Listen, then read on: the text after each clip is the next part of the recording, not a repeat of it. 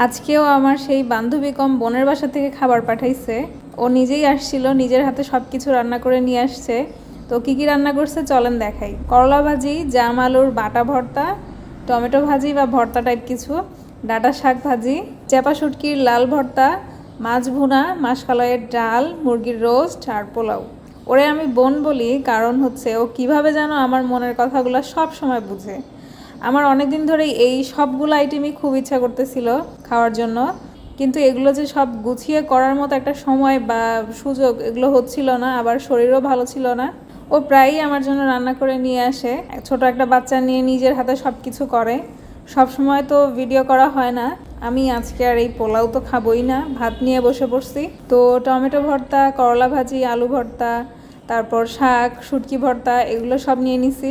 আর এই যে মাঝখানে আম্মু ছুরি শুটকির ভুনা পাঠাইছিল, তো সেটা নিছি।